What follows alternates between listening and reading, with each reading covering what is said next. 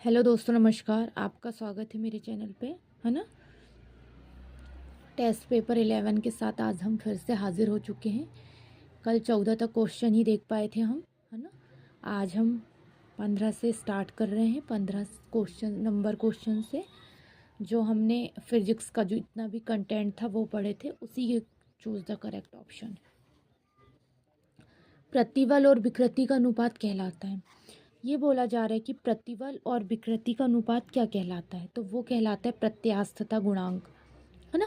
जैसे प्रतिबल और विकृति, है ना, का अनुपात प्रत्यास्थता गुणांक है।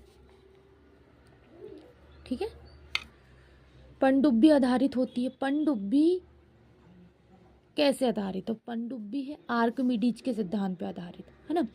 आर्किमिडीज के सिद्धांत पे भी क्या है, आधी छड़ आधी डूबी है और आधी ऊपर रहती है आर्किमिडीज के सिद्धांत पे। वैसे ही हमारी पनडुब्बी भी है ना।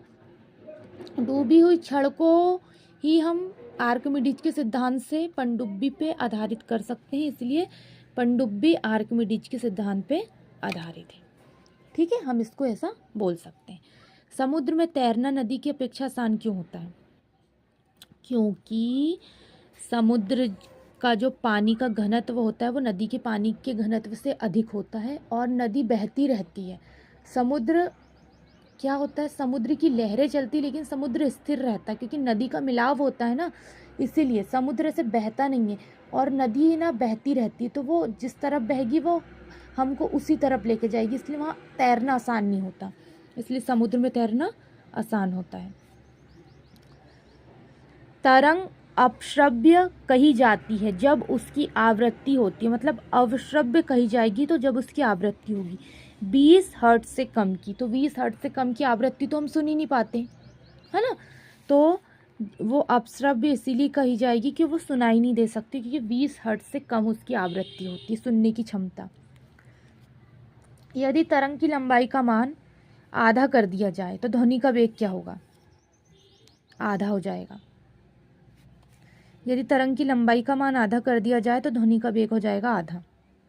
ध्वनि तरंगे हैं अनुदैर्ध्य। ध्वनि तरंगे क्या है? अनुदैर्ध्य तरंगे है ध्वनि तरंगे। गोलीय दर्पण की फोकस दूरी उसकी वक्रता त्रिज्या की होती है, कितनी होती है? आधी।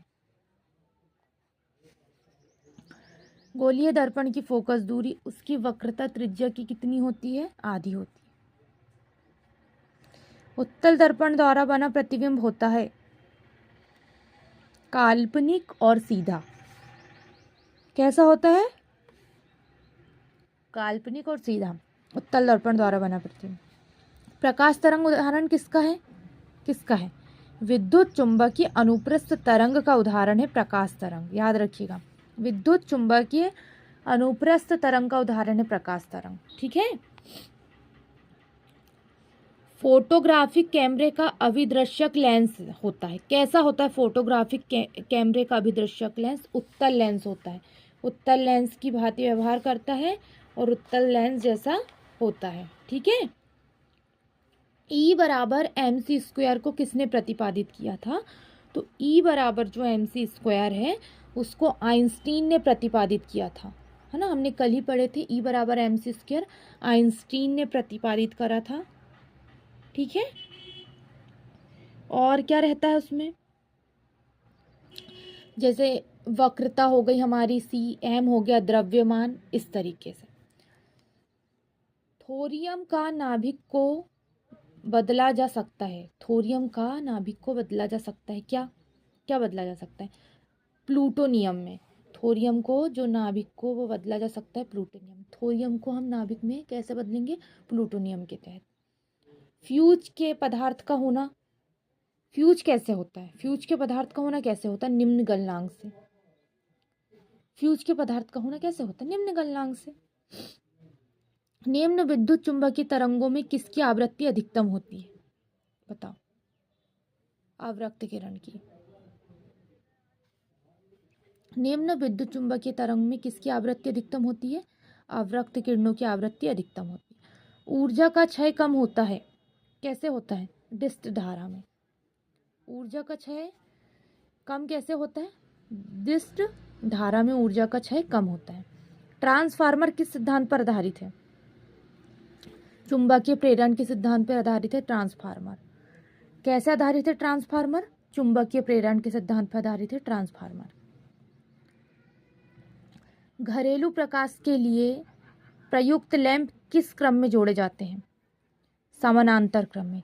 जो हम घरेलू मतलब घर के लिए जो प्रकाश लैंप का प्रयोग करते हैं वो समानांतर श्रेणी में जोड़े जाते हैं, तभी वो जलते हैं। ऊष्मा किस प्रक्रिया में सर्वाधिक तीव्र गति से स्थानांतरित होती है? कैसे होगी? विकिरण के द्वारा। अगर ऊष्मा का विकिरण होता है तो वो तीव्र गति से स्थानांतरित हो जाती है।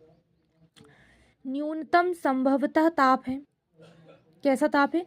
-273 डिग्री सेल्सियस का जो ताप है वो न्यूनतम संभवतः ताप है। यदि वायुमंडल ना होता तो दिन की अवधि कैसे होती? ये बोला जा रहा है। वो वायुमंडल नहीं होता तो दिन की अवधि कैसे होती? कम हो जाती। अगर हमारा वायुमंडल नहीं होता ना तो हमारी जो दिन की अवधि है, दिन का समय है, वो कम हो जाता। सूर्य ग्रहण के समय सूर्य का कौन सा भाग दिखाई देता है? तो कोरोना है एक भाग, वो दिखाई देता है हमको सूर्य ग्रहण के समय सूर्य का। ठीक है। सूर्य के प्रकाश का आंतरिक परावर्तन हो सकता है यदि प्रकाश कांच से वायु में जाए तो। सूर्य के प्रकाश का आंतरिक परावर्तन हो सकता है यदि प्रकाश कांच से वायु में जाए तो हो सकता है उसका आंतरिक परावर्तन। टेस्ट पेपर 11 के साथ आज हम हाजिर हुए थे। टेस्ट पेपर 11 का 15 से लेके 36 तक के हमने पूरे क्वेश्चंस देख लिए। कल हम नेक्स्ट टेस्ट पेपर के साथ हाजिर होंगे। आज के लिए फिजिक्स के इतने पूरे क्वेश्चंस मोस्ट इम्पॉर्टेंट है। धन्यवाद।